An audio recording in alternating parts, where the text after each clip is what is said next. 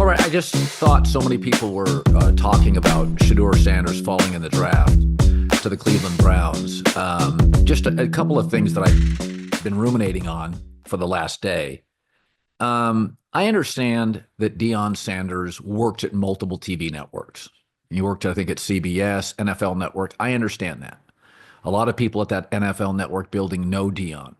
But it is our job as broadcasters to cut through that and be honest with the audience. And I'm not going to call out anybody individually, but I thought it was really strange that all the draft coverage that I saw, as everybody was shocked, dismayed that Shedeur Sanders had fallen in the draft, nobody said, even mentioned, that maybe dad didn't help him out. I know a lot of people know Deion Sanders and like him. But go back to January. Go back to the Super Bowl week when Deion is on multiple shows. It wasn't until mid-March when Deion, probably somebody got into his ear, or maybe he came to his senses, where Deion Sanders said, okay, my son can be drafted by anybody. Until that point, during key evaluation months, go to the Super Bowl. Look it up. I went this morning and looked at clips, found 4 different shows of Deion Sanders with arrogance, hubris, confidence, saying, hey, it's going to be on our terms. There are teams he will not be playing for. Now, time out. He wasn't directing that at Andy Reid and the Chiefs, Sean McDermott in the Bills. He wasn't directing that at well-run teams with star quarterbacks. He was specifically directing that at these 7 or 8 teams, and that's about the only teams that need a quarterback. 7 or 8 teams that needed a quarterback, many of them struggling franchises. And he, in interview after interview publicly, was going out saying, again, with great confidence, I know the game. I know what's behind the curtain. We're not going to play for certain teams. Okay, so Shedeur is not that great of a prospect. This draft class, quarterback class, is so weak that Cam Ward is in line with Bo Nix. Okay, Bo Nix went to the Broncos. You want to know who was drafted ahead of him? Lots of people. Caleb Williams, Jaden Daniels, Drake May, J.J. McCarthy, Michael Penix. Okay, so Shedeur Sanders, as a prospect, is below, and many people believe far below, Cam Ward. Many believe he's also behind Jackson Dart, the Giants did. Whether you agree with that or not, this is not a John Elway. This is not an Andrew Luck. This is not even a Caleb Williams prospect where you're going to overlook some stuff, right? And so just let's go back to this. Shedeur is a prospect. He's going to be an employee of a business. And your dad is saying, there are teams we will not play for. And that's directed at many of the teams that were interested. It wasn't directed at the best teams in the league. And nobody wants to just note that, acknowledge that, mention that.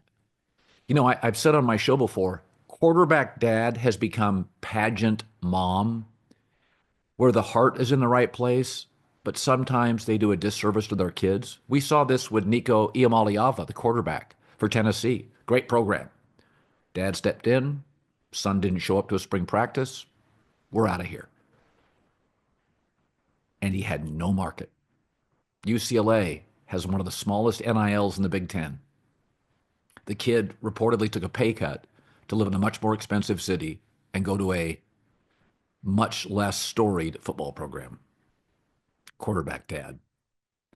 So college football sent a message. It wasn't collusion. People weren't on the phone. And this is not collusion. Remember, only 7 or 8 teams needed a quarterback. And I could argue only 2 teams needed a starting quarterback, Tennessee and Pittsburgh, unless the Steelers have some Aaron Rodgers deal agreed to. But I understand people being turned off. And then this has to be acknowledged too, as people at these networks doing the draft are not mentioning this. he not only interviewed poorly, Todd McShay on his podcast for The Ringer acknowledged he named a name. Brian Dable brought him in. Shedeur Sanders wasn't prepared on the whiteboard. When he called him out, Shedeur Sanders didn't take it well. So you may not like that there was anonymous coaches saying it was the worst interview ever. I can understand if you don't like that. That feels a little harsh. I get that. However, that doesn't make it untrue. There are multiple reports now, multiple teams that did not feel that Shedeur was engaged, that Shedeur made people feel small. It's okay to mention that stuff.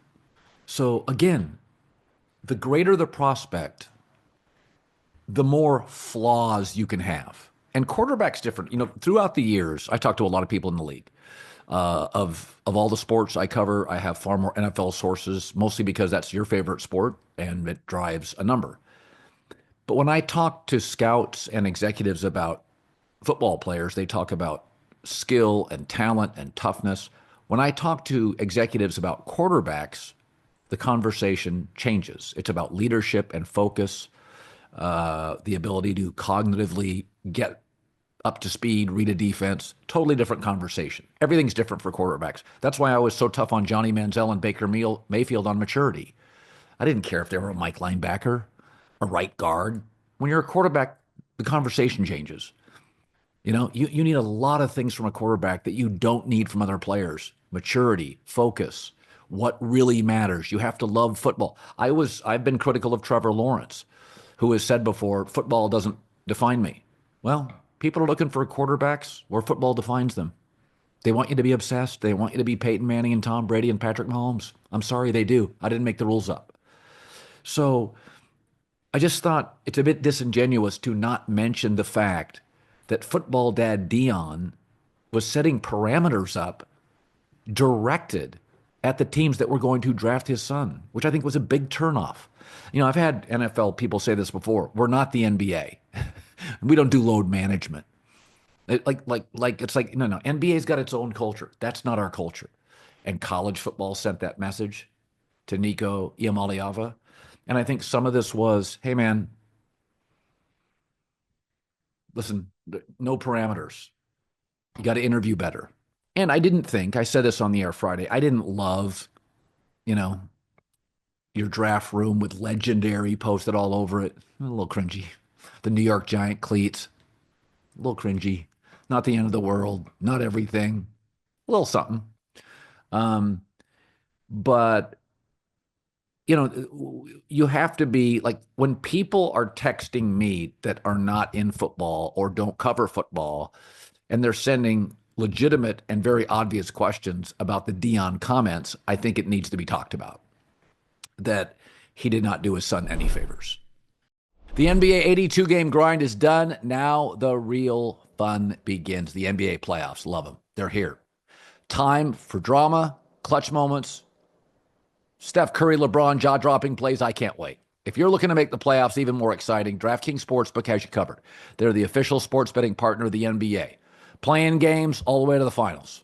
Now's the time to back your favorite players and teams as they chase glory. So all season long, DraftKings has been the go-to spot for NBA player props. That doesn't stop now. If you want to make your playoff experience even more intense, try placing a bet on your favorite player's performance. Will they drop 30, 40, who knows, or more? It's your call. If you're ready to place your first bet, download the DraftKings Sportsbook app. Takes 90 seconds. Lock in your bets, and let's make the playoffs unforgettable. Here's something special for first-timers. DraftKings customers that are new, bet $5. That's it, $5, and get 200 in bonus bets instantly. Just make it a playoff run to remember with DraftKings. Download their Sportsbook app. Takes 90 seconds. The code's Colin, C-O-L-I-N. That is code Colin. New customers get $200 in bonus bets. Betting just $5. Only on DraftKings, the crown is yours. Now, Deion did in March finally either acknowledge or infer that his son would be okay being drafted by anybody. But to me, a lot of the damage had been done in January and February and the Super Bowl week and early March. A lot of people were turned off. So I think that's part of it. I think there are messages being sent. It's not collusion. I mean, if Pete Carroll and Mike Tomlin both pass on him. Tomlin needs a starter, and Pete could use a backup. They are both player friendly. They have both been coaches willing to draft players where there's a little bit of noise around them, and they passed. The Shedeur stuff, obviously. The Deion stuff, obviously, turned off some people. And I've said this, that all this stuff's going to be tricky. You got college quarterbacks now come in, and they've made $5 or $6 million, and sometimes, you just got to be humble in those interviews. You may not respect that assistant coach. It may be a team that's not going to draft you, but a little humility. Too much humility is never a bad thing, especially when you're young and you're a potential employee and you're talking to a potential employer. Err on the side of humility is not a bad thing. As far as the Cleveland Browns drafting him, it doesn't bother me. I mean, their quarterback room's a mess. Their takeaway is, hey, Dillon Gabriel, Shedeur Sanders, go compete. By the way, when running backs come to camp and they're drafted, there's 9 running backs there. I mean, you don't think in camp there's not 9 running backs? There's not 11 linebackers? There's not 14 offensive linemen? Compete. It's rare. You usually have like 3 quarterbacks, but if you have 5, who cares? Joe Flacco, Deshaun Watson, Kenny Pickett, Dillon Gabriel, Shedeur Sanders. Who cares? You don't have a star. If you don't have a star, go compete. I mean, that every other position is asked to compete. It's okay occasionally if an NFL team says, we're going to draft a couple quarterbacks. Neither are great prospects. We think they're okay. Peter Schrager brought up something I thought was kind of interesting. Former Fox employee, now with ESPN, and a friend. I thought Schrager brought up something that was kind of interesting. He said, Deion has worked for, so many people in the media that nobody wanted to come out during the process and be critical of not Deion, but be critical of Shedeur because, they know Deion, and said maybe that he was overhyped by all of us in the media. Now, I think it's interesting. I will say this. I thought he was a good prospect. I can remember when Deshaun Watson came out of Clemson. I didn't think he was that accurate of a quarterback. I thought he's a great athlete, but I said he's a B prospect. He had some A moments, but a lot of people. I thought Deshaun Watson was a bit overhyped, but he'd be good. I didn't get Mitch Trubisky at all. I didn't get Zach Wilson at all. I didn't get Daniel Jones at all. I thought Sam Darnold was really, really good. He proved it last year, but it took a while. I liked Shedeur Sanders. I think he's a pocket quarterback who moves well enough. I think he's really, really accurate. I think some of the stuff, holding the ball too long, you can coach a guy out of that. But he's not a great prospect. And it's just like in life. If you're not a great prospect interviewing for any job, you probably shouldn't set up parameters or, hey, we're going to do it. And it's Dad was leading the way on this. But you go do the homework on that. Nobody wanted to talk about that. It's not great.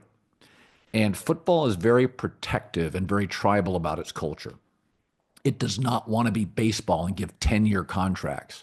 Why would it? It's a more popular sport. It doesn't want to be basketball where players run the sport, load management. It doesn't want to be that.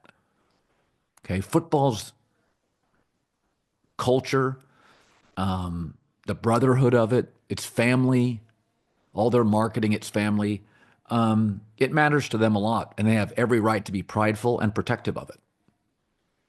They have every right to be prideful. Every sport has a different culture. Golf's got a different one than NASCAR. Gymnastics has a different one than college baseball. That's fine. Every company's got a different culture. But football is not going to let dads tell them what to do. And I don't know Deion Sanders. He's got a healthy self-confidence. And in this instance, I do not think he helped his son. And the other thing, just to throw out there, that this has been talked about for years. Years ago, Bill Parcells was famous for saying he doesn't want to draft celebrity quarterbacks, but I think that's impossible now. They're just at the NIL, the games are on TV, more games are on TV than ever. So college quarterbacks, if they play for big programs, are going to be a little bit, Arch Manning's a celebrity and he didn't even start last year. So, but there is some truth in this. You don't want your backup quarterback to be a celebrity. Prime example, Tim Tebow Jets. Mark Sanchez has acknowledged publicly it was a mess. You either believe in Tim Tebow, I didn't, but you either believe in Tim Tebow as a franchise quarterback. You don't bring a celebrity backup in, and the media hovers in, and all the questions are about Tebow. You don't want that. I mean, I think it's funny that the media is demanding you have to draft Shedeur Sanders, and then the media, if he's a backup, is going to descend on an organization, and they're only going to ask about Shedeur Sanders, which is what everybody's trying to avoid. That's why you don't want celebrity quarterbacks. Remember when Cam Newton went to New England for a year, had a decent year with Bill Belichick. Then they draft Mac Jones, and the minute Mac Jones beats out Cam Newton, Belichick lets Cam go because he doesn't think Cam, as a celebrity, a very famous backup quarterback's probably the best thing hovering over Mac Jones.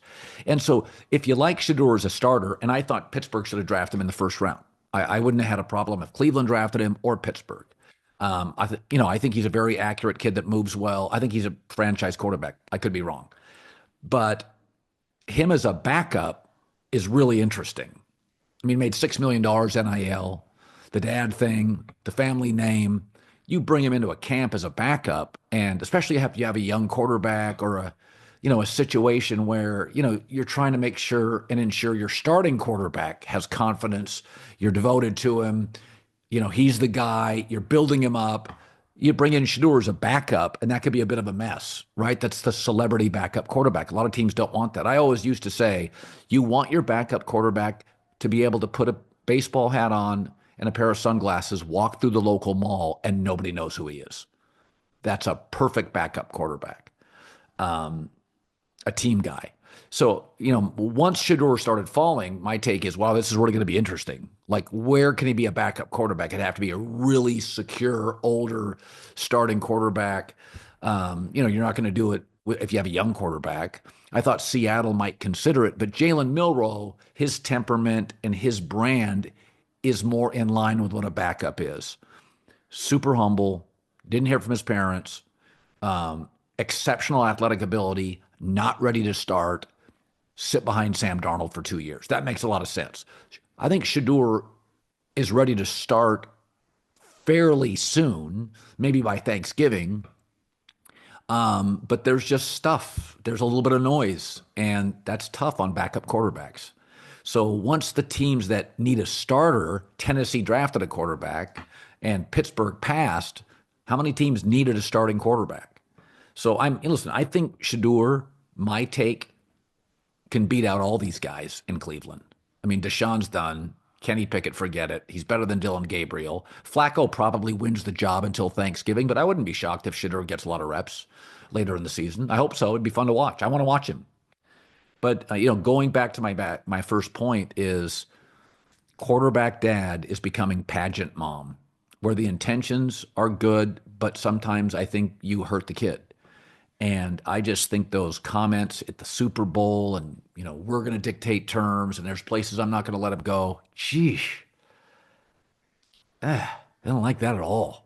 I don't like that at all. Sorry to interrupt this great video, but please remember to like and subscribe. Thank you. Now back to the video. All right, John. Obviously, the story of the draft was Shedeur Sanders. It just dominated. Mel Kiper lost his mind. So I want to start with this, and this. So basically, I would have drafted Shedeur Sanders if I was the Pittsburgh Steelers. So I don't think they needed a defensive lineman as much as they needed in a division with Joe Burrow and Lamar Jackson, in a conference with Josh Allen, Justin Herbert, and Patrick Mahomes and C.J. Stroud.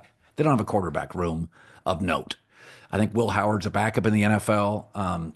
So congratulations on getting another defensive lineman, but I would have drafted Shedeur Sanders. That said, once he started falling in the draft, I started making calls. I went on the internet, and it was very interesting. So two general managers who I hold in sort of my circle of trust and I think are really as good as general managing gets in this league. Not Howie Roseman, but there's another 8 guys or so that I really like. A couple of them had said to my friend Steve Keim, because Steve Keim had asked, because he had Jalen Milroe as a client for Clutch Sports, and he had asked a couple of GM friends, hey, about a month ago, what do you make of Shedeur Sanders? And both said, his tape isn't great. There's a lot of stuff you don't like on his tape, and he's not a great athlete. But that said, I still think he's accurate enough to be in a bad quarterback draft class to not fall to where he fell. But I'm gonna start with this, which I talked about on my own YouTube, pod this weekend. Is that when a guy does fall and you're seeking answers for it, you start going back and examining things, and things also start to surface after the first round. Stories start to surface that were not talked about pre first round. Clearly, the interviews were worse than it wasn't just a story that bothered people. It was true, and there were more than one instance of a bad interview. But I had said this too, is that once you didn't see Shedeur Sanders as a starter, because of the smoke and noise around him, with Deion basically, his dad at Super Bowl week saying, we're going to control this. There are certain teams we're not going to play for. Travis is going to go 1. My son's going to go 3. That I did wonder, John, like the Tebow or Cam Newton effect. If he's not the starter, do you want the Deion noise as a backup for a year? Do you think that is what teams thought about once you got to the second round is, okay, now he's a backup. And I'm not sure teams love that Tebow level noise, celebrity quarterback backup. Yeah, I mean, stuff. obviously, like you, I did a lot of digging these last couple days because I liked him as a player, and I just assumed he'd go somewhere between like 10 and 45, maybe Yeah, in the same first here. round, maybe in the second round. So when he precipitous fall to the fifth round, you got to start texting around. And you've said this for a long time. Quarterbacks are held to an unfair standard. It's also why they make $50 million Right. a year. I mean, it's That's right. also why I would say they are now viewed as the biggest celebrity in sports, right up there with like, I mean, a level of like LeBron and Steph Curry immediately. Yes. So Yes. I would say from what I've heard, he had one of the worst off seasons that these teams have ever seen from a quarterback prospect. And that could be from a first rounder to a seventh rounder because Right. Right. they all act, you are a product of your class, right? So if I'm a good looking girl and I walk into a bar and there are 10 supermodels, I'm not going to be viewed as highly as if I walk into a room with a bunch of ugly people. And in this class, it was a bunch of high level cats. Cam Ward, I know people with the Titans, they loved him. Drew Brees said this a long Yeah. time ago. Playing quarterback is like 70-30, intangible, off the field, upstairs, 30, my physical qualities. Peyton Manning couldn't beat me or you in a race. He didn't have a big arm. Tom Brady said, yeah, I couldn't play any other position in high school football beside quarterback. So this Right. class from Jalen Milroe, people love the guy. Dylan Gabriel, he had to be one of the favorites when it came to the coaching staffs. Obviously, the Will Howards, the Riley Leonards. These guys are the most impressive people of the entire draft when these coaches and these Right. GMs are meeting with them. They leave the room and these coaches go, God, I wish Riley Leonard and Will Howard were better players because they That's get right. drafted in the fifth, sixth, seventh round. Most people think, yeah, he's probably not going to be in the NFL long, but we love the guy. And Shador's Yeah. off the field is not bad. Never been in trouble or anything. But when you act, Right. there are only so many teams, right? It's a supply demand thing. Well, 6 teams last year drafted quarterbacks in the top 6. They're immediately out. There are several quarterbacks on rookie contracts. They're not going to be in the mix. And then the veteran teams, Andy Reid, the Bills, the Ravens, they're just consumed with trying to win the Super Bowl right now. So it's a small group, right? So Yeah. the small group, well, those were the people he met with and clearly turned them off. And McShay's been coming out with this report. What happened with the Giants of like, I don't need you, that never happens. And I think it's become popular because if you look at these comments online, it's like, go against the establishment, go against the man. It's like, guys, this is a business that if you're decent, you will make $40 million a year. Find me another industry that pays that level. And if you're like Cam Ward, who was Yeah. viewed as a fifth round pick, comes back, does all the right things, plays well, people love the guy. He's a first round pick. He's going to get $40 million guaranteed. So if he stinks, if he's terrible, Trey Lance is a good example. People love the guy, couldn't play, but he made $40 million. So to carry yourself, listen, we all look up to our parents, right? Or whoever raises us, and he looks up to his dad. Yeah. His dad is one of the greatest players of all time. And his dad can act Right. however he wants, just like great players can always act however they want. Because in a business like pro sports, there's only so many of them. His son was not that. And I think that really turned people off. The other thing that really bothers me is this narrative of like, this is the NFL pushing back against NIL. It's like, guys, Cam Ward just made like $3 million playing at Miami. The NFL, every GM's a millionaire. Every assistant coach now is probably a millionaire. And obviously the head coaches are all making 10 to 50. They don't care at all.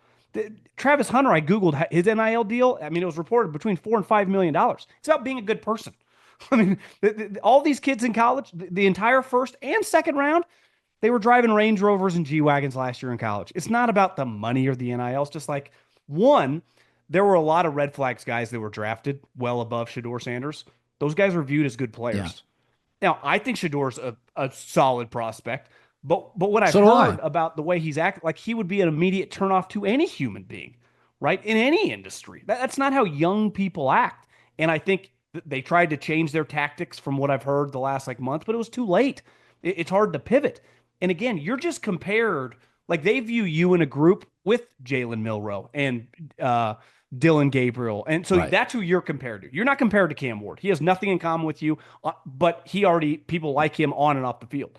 So the group you're compared to, it's like, well, we love the people. What's up with this guy? Anytime it's like, what's up with this guy? And you play quarterback, like that's a Yeah. problem. Yeah. So I talked to an NFL general manager yesterday, and he said, Colin, he said, the conversation, we talk about players in this league. The conversation with quarterbacks is a separate conversation. We talk about quarterbacks like I would as a GM talk about coaching prospects. I'm talking about your temperament, your leadership. This GM said, when I hire coaches, very rarely will you get Andy Reid or Kyle Shanahan's scheme excellence. You're hiring CEOs. McVay's a CEO. Dan Campbell's not a scheme genius. He's a CEO. And he said, so he goes, that's what a quarterback is. He's your CEO on the field. So temperament, maturity, the guys rally around him. So the interview, how do you hire Sean McVay and not let him out of the building? It's not his resume. It's his interview. And so I do think, and this stuff, obviously Brian Daboll, the Giants, is going to say, no, the interview was great, because Brian Daboll has to go back on that Colorado campus over the next 4 or 5 years or next 10 years. So you'll never hear a coach bang on a university or a coach, because that coach is going to have 4 to 5 NFL players the next year. So you just swallow it and go, yeah, it was a great interview.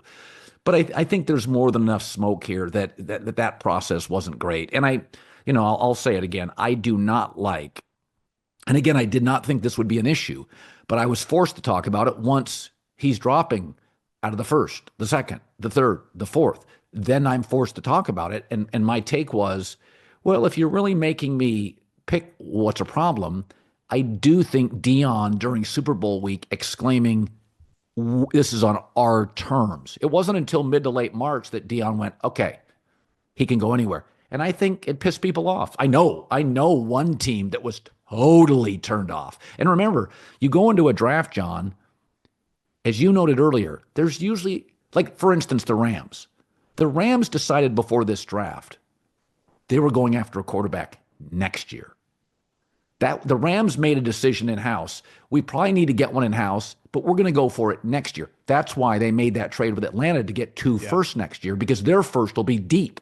So they're looking for a top 12 to 15 first, and if they have to use both to get like the second pick, because you're going to have Drew Aller, Clemson's quarterback, Arch Manning. So if they want to get up to like third or fourth in the draft, they need a second one. So the Rams, there's about 7 teams a year that need a quarterback, either as a starter or a backup. And the Rams immediately decided with their trade, we're getting ours next year. Sorry to interrupt this great video, but please remember to like and subscribe. Thank you. Now back to the video. I think if you just looked at all the starters in the league that teams are either obviously elated to have or feel good about, I don't think you would find one that isn't basically an A+ off the field. And I think the one guy who's clearly mature, I don't know if Kyler Murray would fall under A+, but he's clearly matured. I mean, I'm now living in Arizona, seeing the comments from him. And from a talent standpoint, I mean, you're older than me. He's got to be one of the most unique talents in the history of pro sports. I mean, he's one of the That's right. That's great right. blue chip physical attribute talents in any sport ever. We won't see a guy again get drafted in the top 10 and number one over court. He's 5'9". So it's like, yeah, it was a learning curve and his maturity. He's matured. Some guys mature slower. We've seen Baker and some of these guys, but for the most part, they are A plus everything in terms of leadership, intangibles, work ethic. People just like being around. There's no question. It never comes up. The last unit in the building I want to think ever about is my overall quarterback unit, not even just my starter, just the group. I know I'm going to have a couple D-line issues, maybe a wide receiver. The quarterback issue, it's the last thing on my mind beside like an injury or something that I have to make like a tangible transaction for. And he basically handed them like they started seeing what they see in other positions and they're like, this is insane. And this notion that like the Here's the thing. collusion and stuff, it was honestly kind of embarrassing by a lot of people around the NFL. I think former players and stuff. I think it was bad look by a lot of people that have no fucking clue what they're talking about. Well, it's you and I basically. You worked in the league, and I have more sources. There are two conversations that go on about the NFL. One is public, one is private. I'm talking to two people today. Those conversations never hit the air, but they're giving me background on stuff. I do not think we both like Shedeur as a player, like not love. I don't think he's a bad guy. I want to clarify. I don't think he's a bad guy, but no one does. I don't think he's a bad guy, but I do. I said this on the show Friday. Paying for the quarterback draft room with legendary all over it. It's like, bro, come on. Just the New York Giant shoes. It's like, dude, just scale back a little until you're drafted. Then do whatever you want. And then you combine it with his dad, who did not, I've been saying this, quarterback dads become pageant mom. Then his dad in January and February during Super Bowl interviews is saying, there's just some teams we're not going to play for. It's like, Dad, you're not helping. Well, here. I'll give you two examples. I mean, your boys with Kime, he's representing in clutches Jalen Milroe. Everyone that met Jalen Milroe is like, he's not even accurate. And they're like, we want to like this guy. I mean, the best example in recent memory is Chris Ballard, who I would say the Colts place a pretty high premium on the person. And I remember hearing all this about Anthony Richardson. They're like, I wanted to not like Anthony Richardson based on his tape, but then you start meeting him in the draft process, the league started to like him. And I heard this about E.J. Manuel years ago. I met E.J. Manuel. You fell in love with a human. Most quarterbacks is like, God, I love this guy. Like, hold your girlfriend tight because you're just like, those are the type of people they gravitate toward.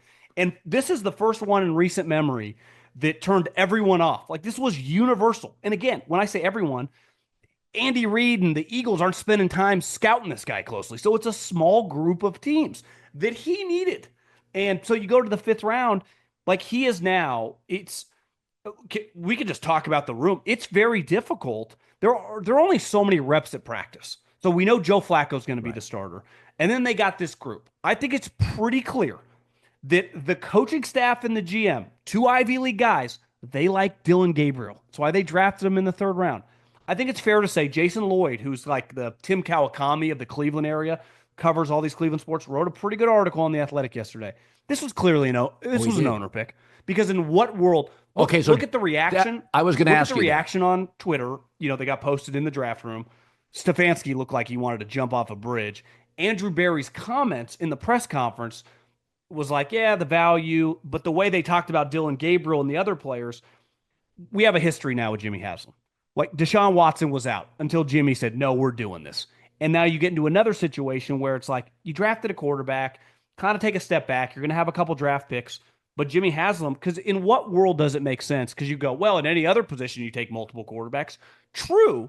But in practice, I can rotate my tight ends or my running backs or my defensive linemen literally every play. If you go to an NFL or a college practice, your ones and twos, if there are 12 reps during a session, the ones get 8 and the twos get 4. You don't have that many spots for like the 6 quarterbacks. So how Gabriel's drafted higher, he's going to get more spots. I think it's just a weird, it feels like it's got Jimmy Haslam written all over it. And you see the look on Stefanski's face, like, guys, get me out of here. This is crazy. Because how could you go from Deshaun Watson to then taking a quarterback in the third round to then taking him in the fifth with everything that comes along with it? It doesn't make that much sense. also from a I don't know. I think it's just a clunky, weird spot. I don't.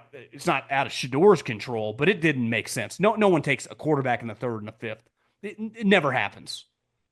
It's a numbers game. It just you can't practice.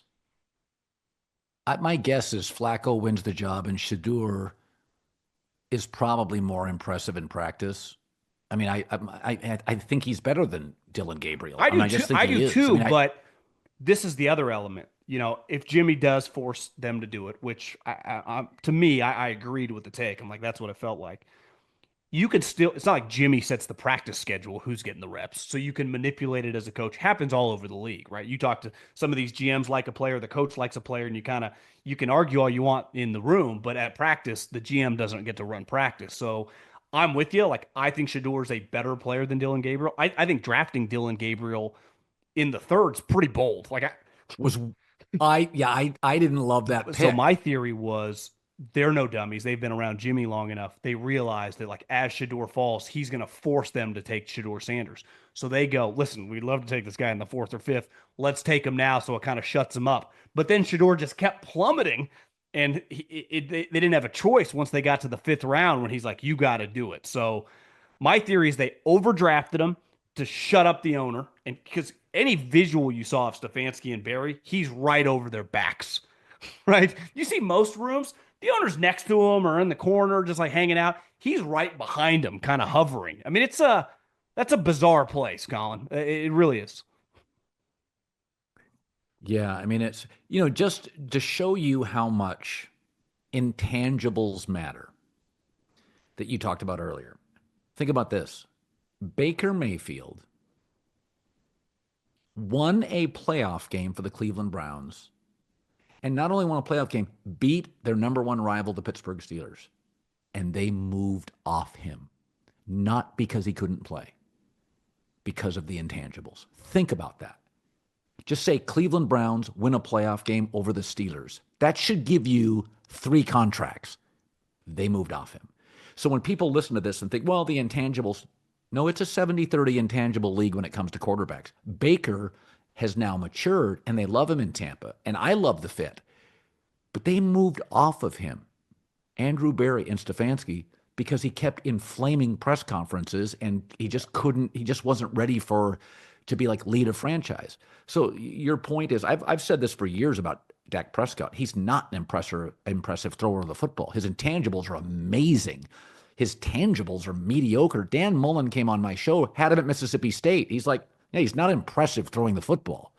I mean, we never thought, oh, he throws the best football on Mississippi State. His intangibles were through the roof. So this stuff, I mean, look at Purdy. Matters. I would say his intangibles, he's got Patrick Mahomes level intangibles, right? I mean, Sam Darnold has talked now for 2 years about what he's taught him off the field. Purdy's like 25 years old.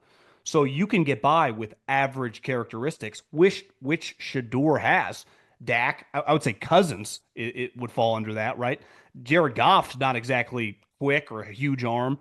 By being elite off the field, your study habits, how you are as a leader, how you are as, the captain, as the guy that everyone's following. I think Tampa really benefits from getting the version of Baker that they have now, who is like, I think everything John Dorsey wanted, and Jason Light now benefits from that. So listen, where you get drafted doesn't define your career. People freak out always, and you and I have talked about this, like getting drafted in the third round is some travesty. It's like, guys, there's a small percentage of people that are even playing high-level D1 football, and you see by the draft picks, if you don't play in the SEC or the Big Ten, you're at a huge disadvantage trying to get to the league. So, like, listen, he's a fifth-round pick.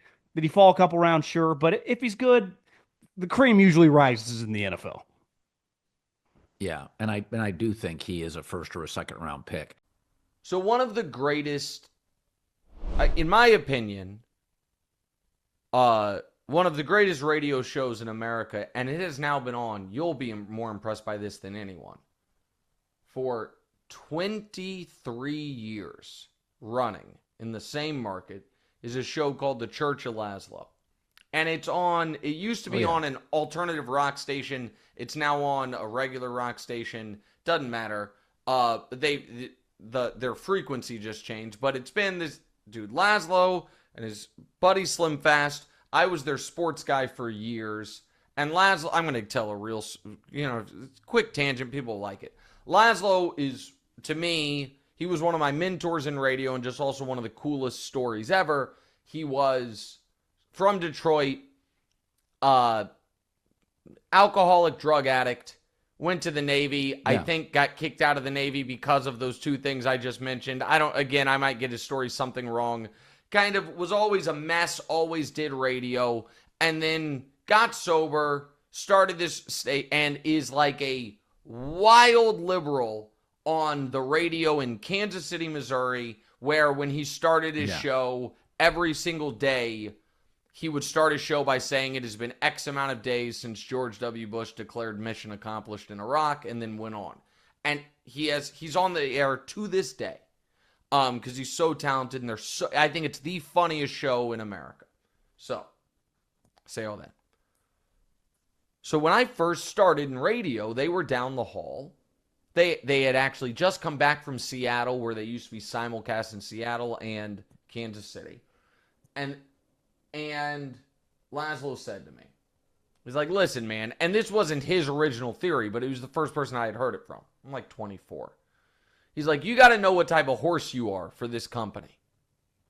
I'm like, what do you mean? He's like, there's 3 horses in radio. He's like, there's the money horse, there's the show horse, and there's the work horse. He's like, and you're going to screw up if you don't know which horse you are. I'm like, okay. He's like, the money horse is the guy who's always going to have a job because all the big clients love him. He's like, the car dealership's his buddy, and this guy, and so he does all the reads because they all love him. He's safe. He's like, the show horse is the guy who they want to be able to put on the billboard the name. He's like, he's usually like someone who does, a former athlete or does local TV, and they feels like a celebrity. He's like, none of the advertisers know who the hell you are, and nobody knows your name. He's like, that just leaves the workhorse. He's like, and that's what it sounds like. You're going to keep your job because you're going to work harder than everybody. Do you need me to pick up that shift? I can do this. I can do that. You're also going to work. You're going to know everything.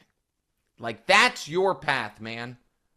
And honest to God, it's one of the most important conversations I ever had in my career. Because I was like, okay, that's who I'm going to be. And he was telling me this. He's like, you think you're the show horse. You think like you're a big name. He's like, but you're not. Maybe one day you will be, but you're not. And I was going to say this because Draymond recognized early on, I'm the workhorse. I've got to do the dirty work. I got to do all this. But the more interesting part of it is the Shedeur thing, which is Shedeur fell in the draft because he thought he was a show horse. And teams were looking at him as, are you a workhorse? And he thought, I'm Shedeur Sanders. I'm interviewing you. I've got all these people competing for my services. And they looked at it as, you're Shedeur Sanders. Are you going to pick up this mistake we put in the film? Are you going to know the playbook? Are you going to do this? And if you don't know the job you're applying for, how do you nail the interview? And so I think that is like it's a really, something I've just carried with me forever. Like, poignant piece of advice, which is, it doesn't so much matter how you view yourself. It matters in an employment setting. It matters how your employer or potential employer views you. And are you representing that? Are you, and so that I think was Shedeur's biggest mistake is he didn't know what job he was interviewing for, and he didn't know who he was to these teams. Sorry to interrupt this great video, but please remember to like and subscribe. Thank you. Now back to the video. Well, and I'll throw something at you. One of the things why we didn't get an honest read, because clearly Pittsburgh never viewed him. They viewed him as Kenny Pickett. Daniel Jeremiah said that when his intel was that they viewed him is a little better than Kenny Pickett as a prospect. Well, Kenny Pickett, by the two of the GMs in the league that I really respect, one of them with a couple trophies, viewed Kenny Pickett as a top to middle of the third quarterback. And that's exactly what he is. He's a backup. an occasional starter if somebody gets hurt, which is his role potentially in Cleveland. I don't think he'll be there long, but that's his current role. So the reason that Shedeur didn't get an honest evaluation is because Deion Sanders knows so many people in the NFL. And he's worked at many broadcast companies, and nobody wanted to be honest. This is what I've always said about bullies, and Deion is not a bully. The downside to being forceful and intimidating and a bully is you actually get lied to by everybody in your life because nobody wants confrontation. People don't like it. Your wife doesn't, your kids don't. So the big brash bully, the top sales guy, the egomaniac, Bobby Knight in his prime, never got an honest opinion because he intimidated people. So you're much better having relationships where you ask questions, you don't always have an opinion, where people feel free to criticize you, and that will give you a more honest appraisal of who you truly are and what you need to accomplish. Bullies get lied to more than anybody, although they think they're always demanding and getting the truth. The exact opposite is true. They have visions of they're deluded to a degree because they're always being told, yes, you're right, and absolutely, and all. So the other group that never gets an honest appraisal are superstars and celebrities.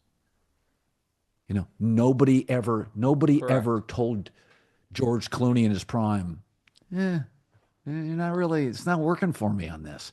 Because he was so big, you didn't want to piss him and his, it's like Leonardo DiCaprio in his prime. Don't offend him. That won't go well. And so being a superstar, Deion's like a superstar. I mean, he's doing commercials with Nick Saban and he's a 500 coach at Colorado. That's all you need to know, right? So I think that's what hurt Shedeur is nobody just came out and just said, and by the way, Arch Manning may get a little bit of this too. Sure. Is that nobody's going to come out and say, I got to be honest, he couldn't beat out Quinn Ewers. There's a reason. So he's okay. I've just assumed Arch Manning is a guaranteed top 5 pick, but I don't know as much about college football as you, and I'm not even saying that's what you're saying. Here's the other thing, the Shedeur thing revealed to me, and it's not that I needed it revealed. It shined a light on. We have traded, as a sports public, true insiders for instant transactional gratification. We have valued who is going to have this thing that was going to be announced by the team in 90 minutes anyway, first, over what is actual informational journalism, which is, somebody said this, and again, I wish I could quote him, but I can't. Journalism is publishing or uncovering information that otherwise would not get out there. That's what it is. Like, this story would remain hidden or fact or whatever it is. Don Van Natta did a lot of that. Like Seth Wickersham. We know the people who've done it in sports. Simply being the first to say this player is signing with this team when that player signing with that team was going to become public knowledge no matter what is a different, I'm not saying it's not journalism, it's a different thing. But that is the thing that we, in the general public, seemingly value because that is the thing that people get paid for and get famous for as reporters.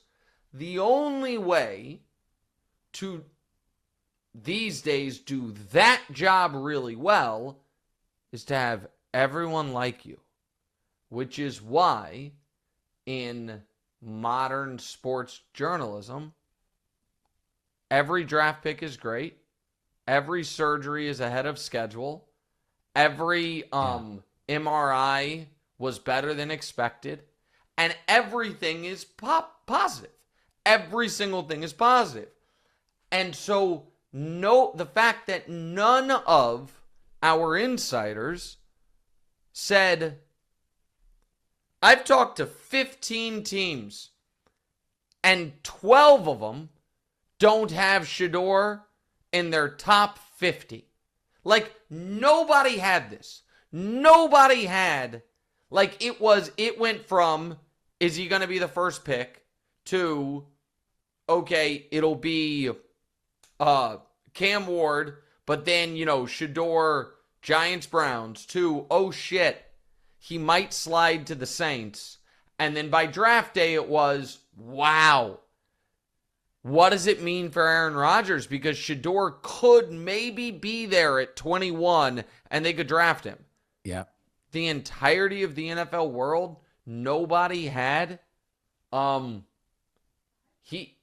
be very fortunate if he is taken with the Browns or Giants' second pick. Not one person. And by the way, I obviously didn't have it. I'm not acting like I had it, but I'm not an insider. And so I found that really telling that, man, what information are we actually getting?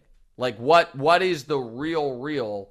And are the guys who actually have the real information like, well, I know the truth here, but it's not worth it because it'll piss the wrong relationships, agents, teams, whatever off. And so I also think that what is so stunning about this, and this is the last thing I'll say because I know now we're a month old on it, it is shocking that Deion didn't have the information either. That nobody privately told Deion, hey.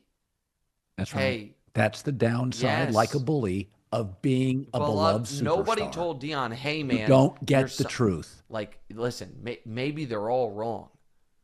But the league has real questions over whether or not your son's a starter.